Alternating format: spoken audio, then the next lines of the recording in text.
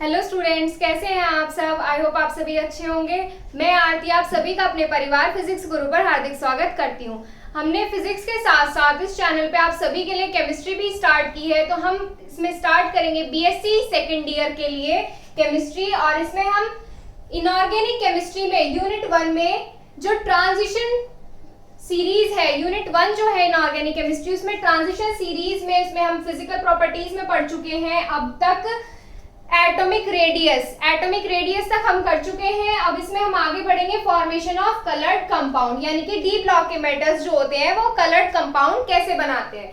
जो D block के metals होते हैं उसकी जो कलर्ड नेचर होती है वो सीएफटी यानी कि क्रिस्टल फील्ड थ्योरी के बेसिस पे एक्सप्लेन की गई है। उन्होंने क्रिस्टल फील्ड थ्योरी के बेसिस पे एक्सप्लेन की थी। किसने क्रिस्टल फील्ड थ्योरी दी थी? बैक एंड ब्लैक नाम के दो साइंटिस्ट ने। इन्होंने क्रिस्टल फील्ड थ्योरी में डी ऑर्बिटल की कलर्ड नेचर के बारे में एक्सप्लेन किया था। अब उन्होंने क्या कहा था कि जो डी ऑर्बिटल होता है उसमें डी सबशेल हमारा दो एनर्जी लेवल्स में डिवाइड होता है। ये हमारा डी सबशेल हो गया, इसमें कितने ऑर्बिटल्स हो गए? इसमें 5 ऑर्बिटल्स हो गए। ये हमारे दो एनर्जी लेवल्स में डिवाइड होता था, लो एनर्जी लेवल और हाई एनर्जी लेवल। जो स्टार्टिंग के 3 ऑर्बिटल्स थे इसमें 1 2 3 ये होते थे हमारे लो एनर्जी लेवल, और जो लास्ट के 2 ऑर्बिटल्स हैं ये शो किए गए हैं हाई एनर्जी लेवल की तरह।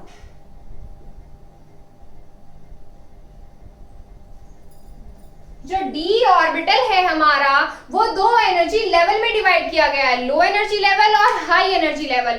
और इन दोनों लेवल्स के बीच में जो एनर्जी गैप होता है वो बहुत ही कम होता है। एनर्जी गैप क्या होता है? बहुत ही कम होता है। तो इसी वजह से जो इलेक्ट्रॉन्स होते हैं, इलेक्ट्रॉन्स लो एनर्जी लेवल से हाई एनर्जी लेवल की तरफ इजिली मूव कर सकते हैं।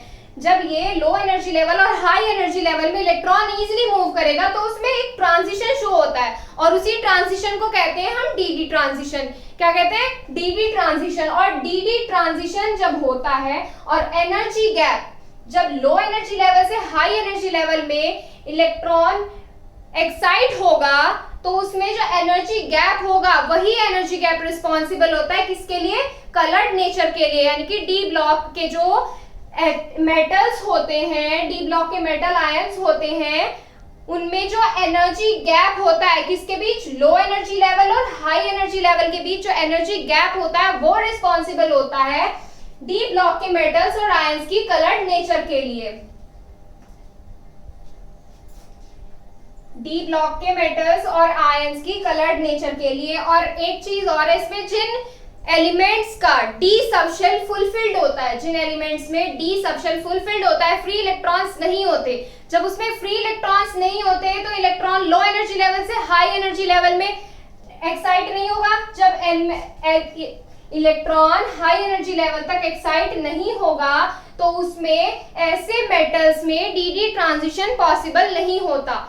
लो एनर्जी लेवल से हाई एनर्जी लेवल में एक्साइट होने के लिए उसमें फ्री इलेक्ट्रॉन नहीं होता और उनमें डीडी ट्रांजिशन नहीं होता। जब डीडी ट्रांजिशन नहीं होता तो ऐसे कंपाउंड्स का जो कलर होता है वो कलर नहीं दिखाते हैं। ऐसे compounds, these compounds are colourless, ऐसे कंपाउंड्स में कलर नहीं होता।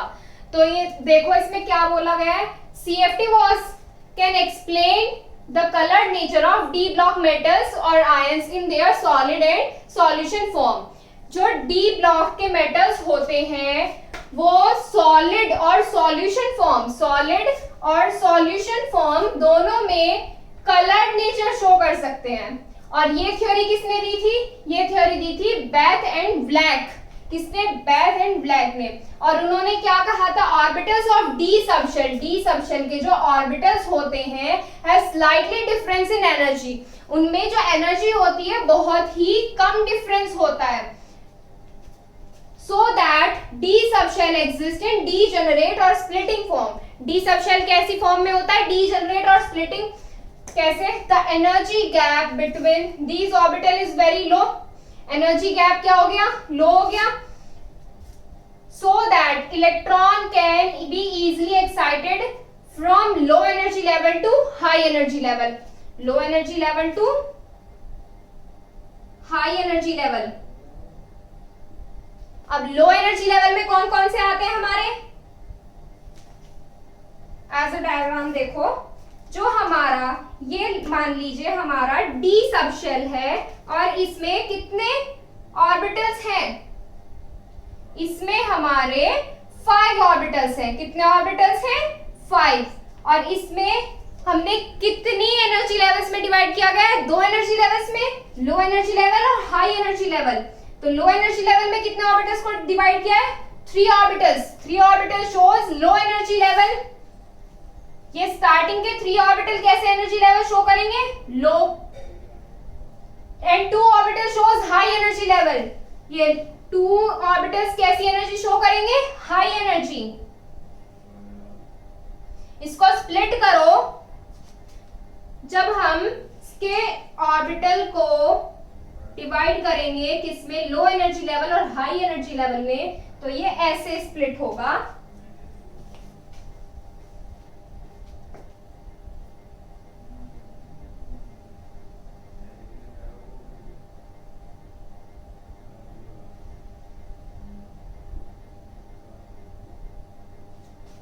ये हो गया स्प्लिट। ये कैसा है हमारा, ये हमारा लो एनर्जी लेवल और ये वाला हाई एनर्जी लेवल। जब इलेक्ट्रॉन लो एनर्जी लेवल से एक्साइट होकर हाई एनर्जी लेवल के बीच जाता है तो इसमें क्या होता है, इसमें एनर्जी गैप जो होता है वो रिस्पॉन्सिबल होता है हमारी कलर्ड नेचर के लिए, किसकी, डी ब्लॉक के मेटल्स और आयंस की। और ये एनर्जी गैप कैसा होता है, बहुत ही कम होता है, जिस वजह से इलेक्ट्रॉन जो होता है लो एनर्जी से हाई एनर्जी में इजीली एक्साइट हो जाता है। 3 orbital shows low energy level and 2 orbital shows high energy level. The energy gap between these orbitals is very low, so that electron can be easily excited from low energy level to high energy level. Electron जो होगा low energy level से easily excite होके high energy level में चला जाएगा. The transition of electrons between these orbitals is known as dd transition. और इनके बीच में जो इलेक्ट्रॉन्स का ट्रांजिशन होता है इसको हम क्या कहते हैं, इसको कहते हैं हम D transition.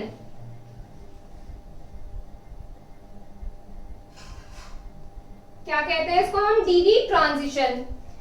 The energy gap is responsible for particular colour of metals. जो एनर्जी गैप होता है इसमें, ये एनर्जी गैप ही तो दिखा रहा है जहां पे डी ट्रांजिशन होता है। तो ये जो एनर्जी गैप होता है ये किसी भी मेटल और आयन के पर्टिकुलर कलर के लिए रिस्पॉन्सिबल होता है।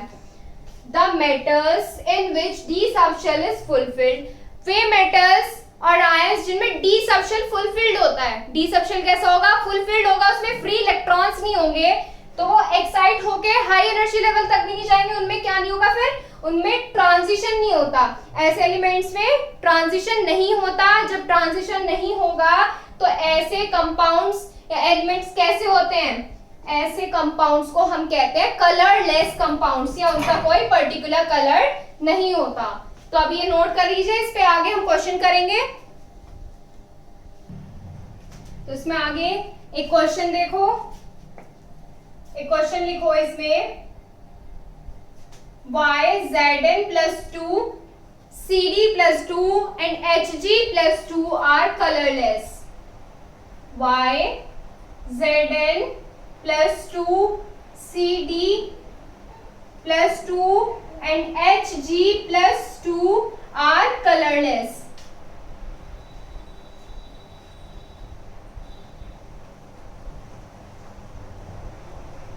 तो हमें ये बताना है कि ये Zn, Cd, Hg कलरलेस क्यों होते हैं।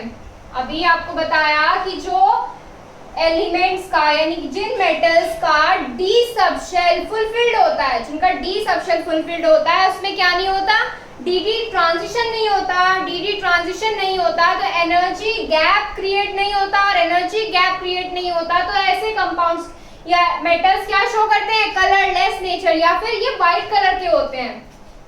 तो इसमें देखो, पहले हम इसका इलेक्ट्रॉनिक कॉन्फ़िगरेशन करके देखेंगे। 30 Zn का इलेक्ट्रॉनिक कॉन्फ़िगरेशन करेंगे तो यह हो जाएगा 1s2 2s2 2p6 3s2 3p6 4s2 3d10। ये तो हो गया 30Zn का। अब हम किसका करेंगे 30Zn+2। तो इसको क्या मान सकते हैं, ये होती है हमारी ग्राउंड स्टेज।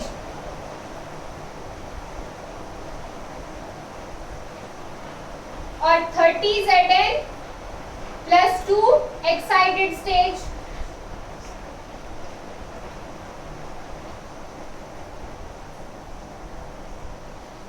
इसका इलेक्ट्रॉनिक कॉन्फ़िगरेशन करेंगे तो 2p6 तक तो ऐसे ही चलेगा। तो 2p6 और 2 इलेक्ट्रॉन्स किस में से आउट होंगे, आउटर शेल में से। तो ये हो जाएगा 4s0 और 3d10। तो ये हो गया इसकी एक्साइटेड स्टेज। तो ये तो हो जाता है 1s2 2s2 2p6 3s2। यहाँ पे क्या आता है, यहाँ पे ये 3p6 ही है। क्या है 3p6 4s2 और 3d10। और जब हम इसका एक्साइटेड स्टेज में इलेक्ट्रॉनिक कॉन्फ़िगरेशन तो करेंगे तो क्या हो जाएगा 1s2 2s2 2p6 3s2। यहाँ पे कहां तक आएगा 3p6 तक तो ऐसे ही चलता है 3p6। और एक्साइटेड इलेक्ट्रॉन, जब हम एक्साइटेड स्टेज में इलेक्ट्रॉनिक कॉन्फ़िगरेशन करते हैं तो इलेक्ट्रॉन्स किस में से निकलते हैं, इलेक्ट्रॉन जो निकलता है हमारा आउटर शेल में से निकलते हैं। आउटर शेल में से 2 इलेक्ट्रॉन्स कितने निकलेंगे, तो यहाँ पे क्या हो जाएगा 4s0 और 3d10। अब d सबशेल का यहाँ पे इलेक्ट्रॉन्स फिल करेंगे ऑर्बिटल्स में, तो कितने इलेक्ट्रॉन्स है इसमें 10 इलेक्ट्रॉन्स हैं। जब इसमें 10 इलेक्ट्रॉन्स होंगे तो d सबशेल कैसा हो गया, फुलफिल्ड हो गया। और जब इसका d सबशेल फुलफिल्ड है और इसमें क्या नहीं होगा, इसमें dd ट्रांजिशन नहीं होगा। और dd ट्रांजिशन जब नहीं होता है किसी भी एलिमेंट में तो उसमें क्या नहीं होता, एनर्जी गैप क्रिएट नहीं होता। एनर्जी गैप जब क्रिएट नहीं होता तो ऐसे कंपाउंड्स एलिमेंट्स या मेटल्स जो होते हैं वो कैसी नेचर शो करते हैं, वो कलरलेस या वाइट नेचर के होते हैं। तो इसमें देखो क्या लिखेंगे, because Zn+2 Cd+2 and Hg+2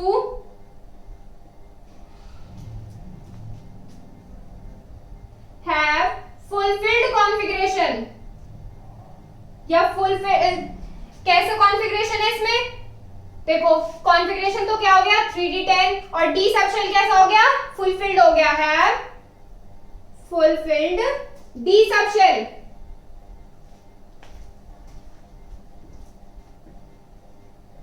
d subshell कैसा हो गया, कंप्लीटली फिल्ड हो गया, फुलफिल्ड हो गया।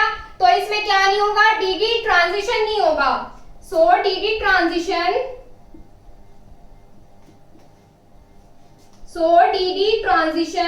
is not possible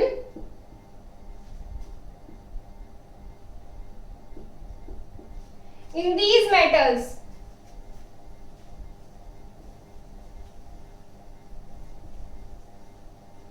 dd transition is not possible in these metals। जब dd ट्रांजिशन नहीं होगा तो इसमें एनर्जी गैप क्रिएट नहीं होगा,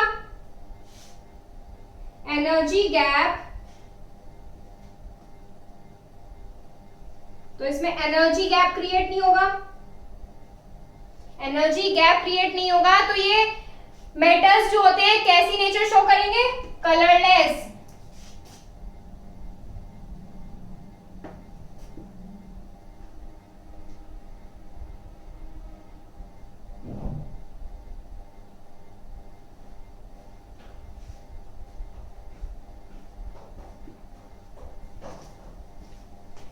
So energy gap cannot create in these metals, so they have colorless nature or these compounds are colorless or white। ऐसे लिख लो, these metals or ions are colorless।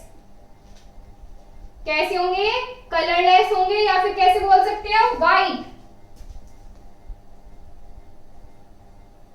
Colourless होंगे या वाइट होंगे। तो ये चीज समझ में आ गई। जिन मेटल्स का डी सबशेल फुलफिल्ड होता है, डी सबशेल कैसा होता है, फुलफिल्ड उसमें क्या नहीं होता, डी डी ट्रांजिशन नहीं होता। देखो डी सब शेल फुलफिल्ड है, सारे इलेक्ट्रॉन्स कैसी हैं, पेयर्ड फॉर्म में है। पेयर्ड फॉर्म में है तो फ्री इलेक्ट्रॉन नहीं है जो लो एनर्जी लेवल से हाई एनर्जी लेवल में एक्साइट हो सके।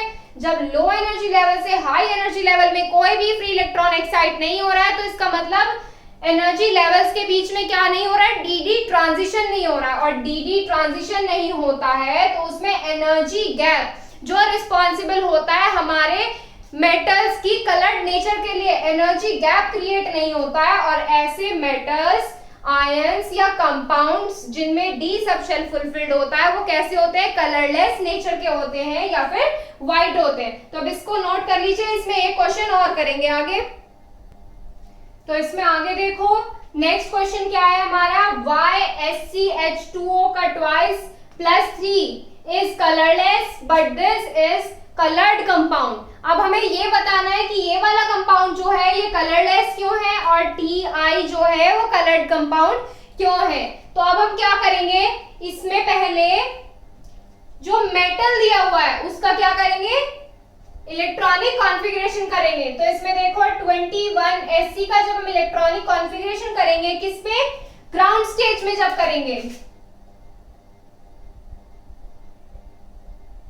ग्राउंड स्टेज में जब इसका इलेक्ट्रॉनिक कॉन्फ़िगरेशन करेंगे तो क्या आएगा, 1s2 2s2 2p6 3s2 3p6 4s2 3d1। Oxidation state कितनी है इसकी, ऑक्सीडेशन स्टेट कैसी है इसकी, +3। और अब क्या करेंगे हम, इसका एक्साइटेड स्टेज में इलेक्ट्रॉनिक कॉन्फ़िगरेशन करेंगे। एक्साइटेड स्टेज क्या हो जाएगी, 21Sc +3। ये कैसी स्टेज है, एक्साइटेड स्टेज।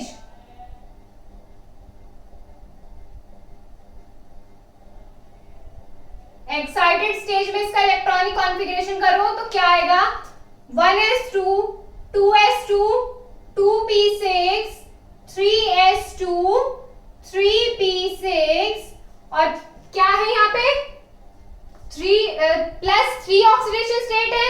तो सबसे पहले जो रिमूवल ऑफ इलेक्ट्रॉन्स होता है वो किस में से रिमूव होता है, आउटर शेल में से।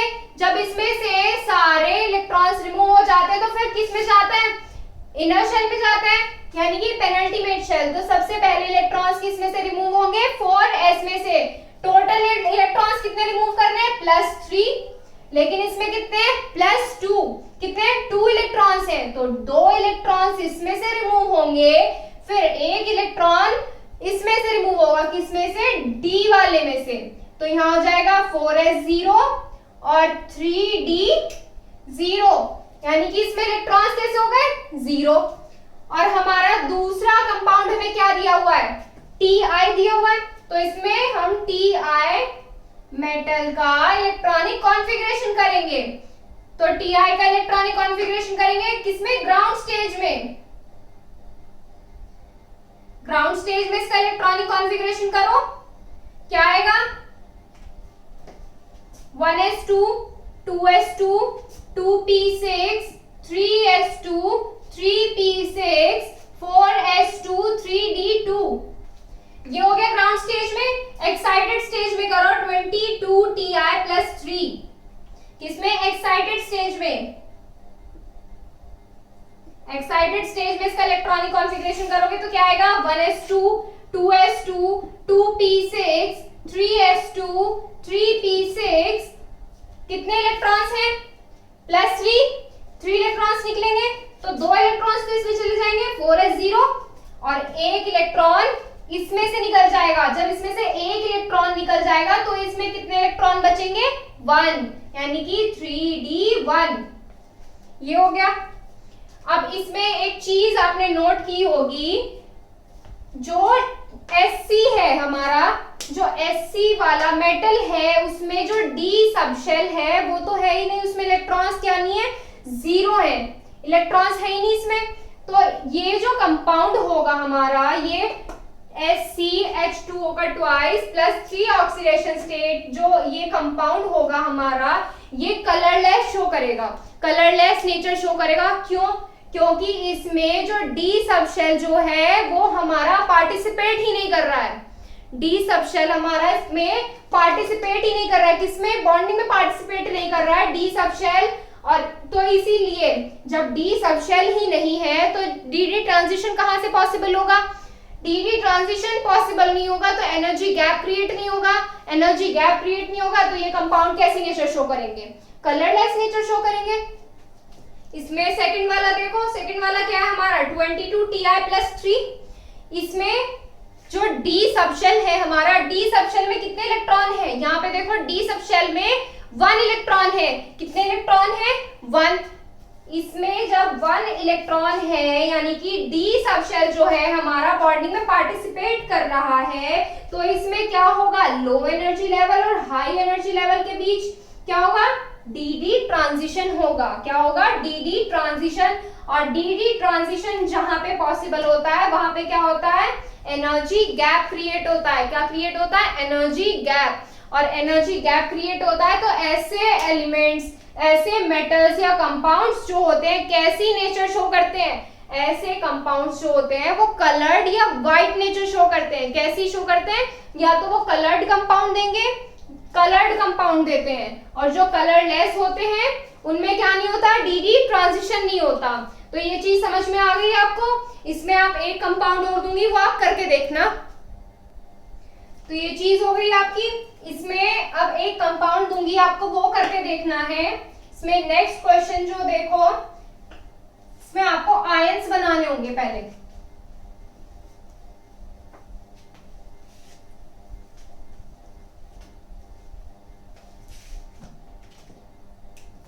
इसमें क्वेश्चन देखो, Y FeSO4 is a green colored compound.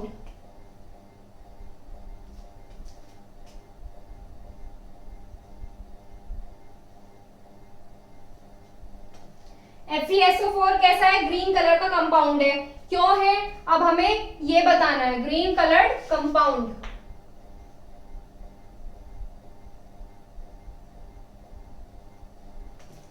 इसमें सबसे पहले FeSO4 में आयंस बना लेना। आयंस कैसे बनेंगे, FeSO4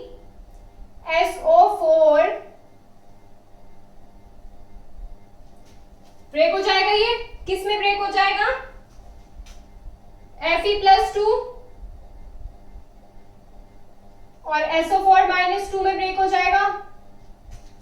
Fe+2 का क्या करेंगे हम, Fe+2 का यहाँ से इलेक्ट्रॉनिक कॉन्फ़िगरेशन करेंगे, किसमें, ग्राउंड स्टेज में करेंगे पहले, और फिर किसमें करेंगे, फिर करेंगे हम इसका एक्साइटेड स्टेज में। एक्साइटेड स्टेज में इसका इलेक्ट्रॉनिक कॉन्फ़िगरेशन करेंगे। फिर ये देखेंगे हम कि जो डी सबशेल है हमारा, उसमें फ्री इलेक्ट्रॉन है या नहीं, मतलब वो फुलफिल्ड तो नहीं है। और जब इलेक्ट्रॉन, उसमें फ्री इलेक्ट्रॉन अवेलेबल होंगे तो इलेक्ट्रॉन क्या होगा, लो एनर्जी लेवल से हाई एनर्जी लेवल में इजीली मूव कर सकता है। और जब लो एनर्जी लेवल से हाई एनर्जी लेवल में जाता है तो क्या होता है, डी ट्रांजिशन होता है। डी ट्रांजिशन होगा, एनर्जी गैप क्रिएट होगा। एनर्जी गैप क्रिएट होगा तो कैसे कलर होगा इसका, ग्रीन कलर्ड का कंपाउंड होगा। देखो FeSO4 is a green coloured compound, हमें ये बताना है क्यों। तो इसमें देखो, आप करके देखो इसका,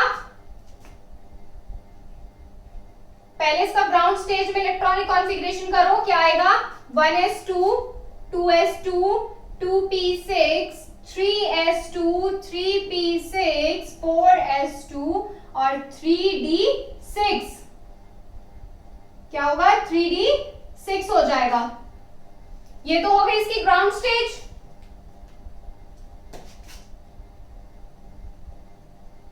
ये हो गई इसकी ग्राउंड स्टेज। अब किस में करेंगे हम, एक्साइटेड स्टेज में करेंगे। किसमें, एक्साइटेड स्टेज में। एक्साइटेड स्टेज क्या हो जाएगी, 26Fe+2। ये कैसी स्टेज हो गई, एक्साइटेड। इसका इलेक्ट्रॉनिक कॉन्फ़िगरेशन करो, 1s2 3p6 तक तो ऐसे ही चलेगा। इलेक्ट्रॉन्स रिमूवल कहां से होते हैं, आउटर शेल में से इलेक्ट्रॉन्स रिमूव होते हैं सबसे पहले। तो इसमें से रिमूव होंगे इलेक्ट्रॉन, 4s वाले में से कितने रिमूव होंगे, 2। और हमें यहाँ से कितने रिमूव करने हैं, 2 इलेक्ट्रॉन्स रिमूव करने हैं। तो यहाँ जाएगा 4s0 और 3d6। क्यों हो जाएगा, d ऑर्बिटल देखो, d सबशेल जो है इसमें हमारा कितने इलेक्ट्रॉन्स हैं, 6 इलेक्ट्रॉन्स हैं। अनपेयर्ड इलेक्ट्रॉन्स है यानी कि फ्री इलेक्ट्रॉन्स है इनमें, तो लो एनर्जी लेवल से हाई एनर्जी लेवल में इजीली जा सकते हैं। अब इसमें देखो कैसे लिखेंगे आप,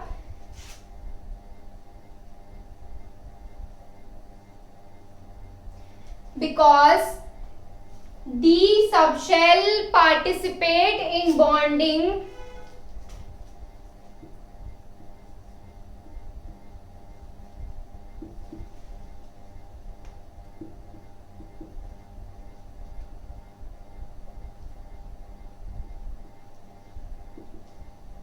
the DD transition is possible। D subshell है, DD ट्रांजिशन पॉसिबल है हमारा इसमें, the DD transition is possible, the DD transition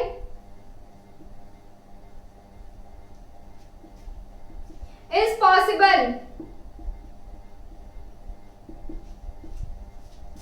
in FeSO4। FeSO4 में DD ट्रांजिशन पॉसिबल है, so energy gap has been created, energy gap create हो जाएगा,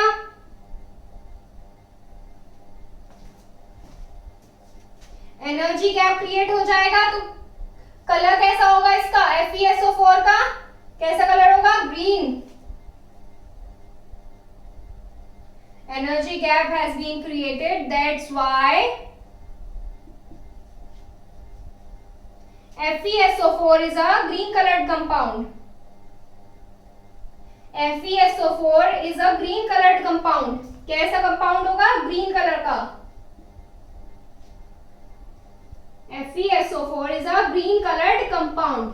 तो ये तो हो गया क्वेश्चन। अब इस तरह के कुछ भी क्वेश्चन बना के दे सकता है एग्जामिनर, अगर कुछ भी क्वेश्चन आता है इस चीज से रिलेटेड, किससे, कलर्ड नेचर से रिलेटेड, तो आप इजीली कर सकते हो। जो डी सबशेल होगा जिसमें हमारा वो कंपाउंड या मेटल्स या आयंस जो भी होंगे वो कैसी नेचर शो करेंगे, वो कलरलेस नेचर शो करेंगे, ये व्हाइट कलर के होंगे। और जिसमें डीडी ट्रांजिशन पॉसिबल होता है यानी कि एनर्जी गैप क्रिएट होता है, वो कैसी नेचर शो करेंगे, वो कलर्ड नेचर शो करेंगे। तो ये हो गया हमारा इसमें डीडी ट्रांजिशन का, डीडी ट्रांजिशन मतलब कलर्ड नेचर का। अब आप इसको नोट कर लीजिए, इसमें आगे हम नेक्स्ट टॉपिक पढ़ेंगे। तो वो क्वेश्चन आपने नोट कर लिया। अब इसमें आगे बढ़ते हैं हम हमारी नेक्स्ट प्रॉपर्टी पे, जो है हमारी फॉर्मेशन ऑफ कॉम्प्लेक्स कंपाउंड, यानी कि कॉम्प्लेक्स कंपाउंड डी ब्लॉक के मेटल्स कैसे बनाते हैं। जैसे कि हमें पहले से ही पता है जो डी ब्लॉक के मेटल्स होते हैं वो एस और पी ब्लॉक के बीच में प्रेजेंट होते हैं, तो इनका जो साइज होता है वो एस और पी ब्लॉक के बीच में होता है। जैसे कि जो डी ब्लॉक का साइज होता है वो एस ब्लॉक से तो छोटा होता है, जो डी ब्लॉक का साइज होता है वो एस ब्लॉक से कैसा होता है, छोटा, लेकिन पी ब्लॉक से बड़ा होता है। साइज कैसा होता है, smaller than S block and larger than P block. D block metals का साइज हो गया। तो जो मेटल्स होते हैं, डी ब्लॉक के मेटल्स जो होते हैं वो अपनी वैलेंसी मैक्सिमम तक इंक्रीज कर सकते हैं। ये बात भी हमें पहले से पता है, किसकी वजह से इंक्रीज कर सकते हैं, क्योंकि इनकी वैलेंसी या ऑक्सीडेशन स्टेट में वेरिएशन होता है। वेरिएशन होता है मतलब एक से ज्यादा वैलेंसी या ऑक्सीडेशन स्टेट रिप्रेजेंट करते हैं वो। जब एक से ज्यादा वैलेंसी और ऑक्सीडेशन स्टेट रिप्रेजेंट करेंगे तो उनकी चार्ज डेंसिटी क्या होगी, उनकी चार्ज डेंसिटी भी ज्यादा होगी। भाई देखो, जब ये एक से ज्यादा वैलेंसी या ऑक्सीडेशन स्टेट रिप्रेजेंट कर रहे हैं तो ये वैलेंसी कैसे कर रहे हैं, अब मैक्सिमम तक इंक्रीज कर सकते हैं। So they can increase their valency up to maximum because of variation in valency or oxidation state, और due to this fact charge density is very high। charge density क्या होगी, इनकी ज्यादा होगी, charge density ज्यादा होगी, then they can easily interact with ligand and form complex। देखो जो मेटल्स होते हैं, मेटल्स बीच में होता है, मेटल बीच में होता है, उसके आसपास क्या होते हैं, लिगेंड होते हैं। मेटल के आसपास क्या होते हैं, लिगेंड होते हैं। और जब मेटल और लिगेंड इंटरेक्ट करते हैं तो वो क्या बनाते हैं, वो कॉम्प्लेक्स कंपाउंड्स बनाते हैं। क्या बनाते हैं, कॉम्प्लेक्स कंपाउंड्स बनाते हैं। कॉम्प्लेक्स कंपाउंड बनाने के लिए जो मेटल होता है, कॉम्प्लेक्स कंपाउंड बनाने के लिए मेटल की चार्ज डेंसिटी बहुत ज्यादा हाई होनी चाहिए। कैसी होनी चाहिए, बहुत ज्यादा हाई होनी चाहिए। लेकिन हम ये देखते हैं कि डी ब्लॉक का मेटल्स जो होते हैं वो एस और पी ब्लॉक के बीच में प्रेजेंट होते हैं। उनका जो साइज होता है डी ब्लॉक मेटल्स का एस ब्लॉक से कैसा होता है, एस ब्लॉक से छोटा होता है, लेकिन पी ब्लॉक से कैसा होता है, बड़ा होता है। तो इस और ये क्या करते हैं, अपनी वैलेंसी मैक्सिमम तक इंक्रीज कर सकते हैं। कौन इंक्रीज करेंगे वैलेंसी मैक्सिमम तक, डी ब्लॉक के मेटल्स। और डी ब्लॉक के मेटल्स वैलेंसी किस वजह से इंक्रीज कर सकते हैं, वेरिएशन इन वैलेंसी और ऑक्सीडेशन स्टेट।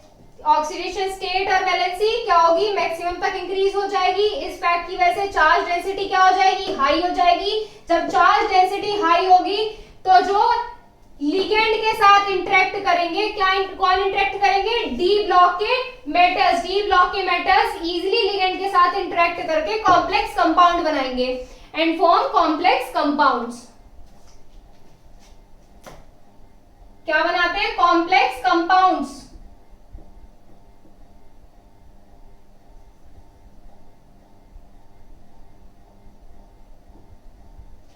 आगे ये बात समझ में। अब इसमें आगे देखो कि जैसे जैसे हमारे नंबर ऑफ शेल्स इंक्रीज होते हैं, जैसे जैसे नंबर ऑफ शेल्स इंक्रीज होते जाते हैं, द साइज ऑफ मेटल जो होता है वो इंक्रीज हो जाता है। देखो हम लेते हैं डी ब्लॉक के मेटल्स। अब डी ब्लॉक के मेटल्स में जैसे 3D to 5D सीरीज चलेंगे हम। पहले चलते हैं 3D सीरीज। सबसे पहले क्या होती है, हमारे डी ब्लॉक में 3D सीरीज होती है, फिर 4D, फिर 5D। जब हम नीचे को चलते हैं यानी कि 3D to 4D, 4D to 5D जब हम सीरीज में चलते हैं तो क्या होता है, नंबर ऑफ शेल्स इंक्रीज हो जाते हैं। नंबर ऑफ शेल्स जब इंक्रीज हो जाते हैं तो इसी वजह से जो साइज होता है, size of metal increase, size of metal increase, that's why charge density of metal and capacity of complex formation decreases from 3D to 5D। देखो जैसे जैसे मेटल का साइज इंक्रीज हो रहा है, नंबर ऑफ शेल्स इंक्रीज हो रहे हैं, मेटल का साइज इंक्रीज हो रहा है, तो चार्ज डेंसिटी क्या होगी, चार्ज डेंसिटी उसकी डिक्रीज होती जाती है। कैसी होती जाती है, डिक्रीज हो जाती है। किस सीरीज में चलने पर, 3D to 5D सीरीज तक चलने पर। और ये तो हो गई इतनी बात कि डी ब्लॉक के मेटल्स कॉम्प्लेक्स कंपाउंड्स कैसे बनाते हैं। डी ब्लॉक के मेटल्स कॉम्प्लेक्स कंपाउंड बनाते हैं क्योंकि डी ब्लॉक के मेटल्स जो होते हैं अपनी वैलेंसी मैक्सिमम तक इंक्रीज कर सकते हैं। मैक्सिमम तक इंक्रीज करेंगे तो चार्ज डेंसिटी क्या होगी, चार्ज डेंसिटी हाई हो जाएगी। जब चार्ज डेंसिटी हाई होगी तो कॉम्प्लेक्स कंपाउंड बनाएंगे। इसी कैसे बनाएंगे, लिगेंड के साथ इंटरेक्ट करके। लेकिन हम ये देखते हैं कि 3D to 5D चलने पर जो हमारी चार्ज डेंसिटी होगी वो क्या हो जाएगी, चार्ज डेंसिटी डिक्रीज हो जाएगी। चार्ज डेंसिटी डिक्रीज हो जाएगी तो क्या होगा, हमारे जो कॉम्प्लेक्स बनाने की एफिनिटी होगी या कैपेसिटी जो होगी कॉम्प्लेक्स कंपाउंड बनाने की वो डिक्रीज हो जाती है। तो ये तो हो गई डी ब्लॉक के मेटल्स की बात। अब हमने ये लिखा था कि जो डी ब्लॉक है एस ब्लॉक से, डी ब्लॉक का साइज एस ब्लॉक से छोटा होता है, यानी कि एस ब्लॉक का साइज बड़ा है, पी ब्लॉक का साइज छोटा है इसके अकॉर्डिंग, डी ब्लॉक के अकॉर्डिंग। लेकिन हम ये देखते हैं जो एस ब्लॉक के मेटल्स होते हैं वो कॉम्प्लेक्स फॉर्मेशन में पार्टिसिपेट नहीं करते। S block metals don't participate in complex formation because they have larger size and low charge among metals. जो एस ब्लॉक के एलिमेंट्स मेटल्स जो होते हैं, एलिमेंट्स जो होते हैं उनका साइज डी ब्लॉक से ज्यादा है, डी ब्लॉक से ज्यादा साइज है। दे हैव लार्जर साइज, कैसा साइज है, बड़ा साइज है, एंड लो चार्ज, साइज कैसा है, बड़ा है, और चार्ज कैसा है, लो है।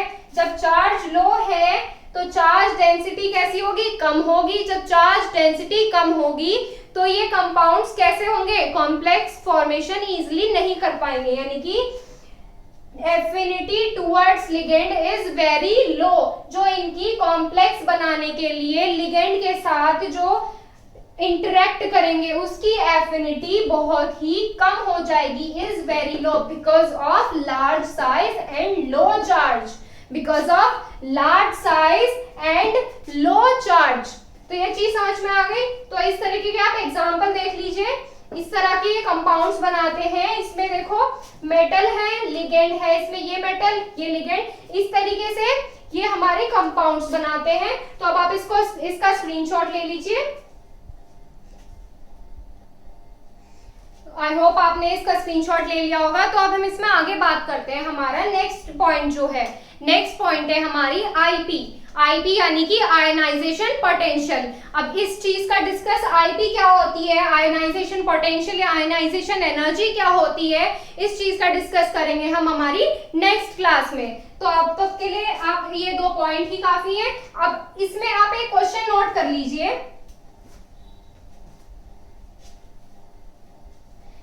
जो हमने कलर्ड नेचर बताई थी अभी, तो उसके लिए मैं आपको एक और कॉम्प्लेक्स, मैं आपको एक कंपाउंड दूंगी, इसका आप कलर नेचर बताना कि कैसी है, रीजन बताना।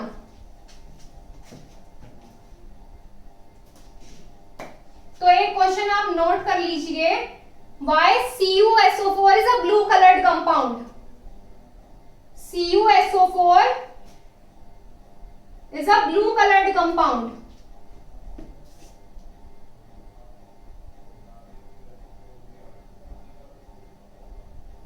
CuSO4 is a blue colored compound. तो इसको आप करके देखना। जो लास्ट क्वेश्चन किया था हमने FeSO4 के लिए, सेम ऐसे होगा, आयंस में ब्रेक होगा, फिर क्या होगा इसकी एक्साइटेड स्टेज और ग्राउंड स्टेज के लिए क्या करेंगे, कॉन्फ़िगरेशन करेंगे, और फिर कॉन्फ़िगरेशन करके हम क्या देखेंगे, कॉन्फ़िगरेशन करके हम देखेंगे जो डी सबशेल है हमारा वो कैसा है, और डी सबशेल के बेसिस पे हम इसमें बताएंगे कि कलर नेचर क्यों शो करता है। इसको नोट कर लीजिए। तो आज के लिए बस इतना ही, कल मिलेंगे और हमारा डिस्कस करेंगे क्या, आयनाइजेशन पोटेंशियल या आयनाइजेशन एनर्जी। अगर आपको किसी भी चीज में कोई भी क्वेरी है तो आप इंस्टाग्राम पर फॉलो कर लीजिए। इंस्टाग्राम पर फॉलो करके आप हमें वहां से मैसेज कर सकते हैं। इंस्टा पर फॉलो करने के लिए आपको फिजिक्स गुरु आईडी को फॉलो करना होगा, फिजिक्स गुरु इंडिया।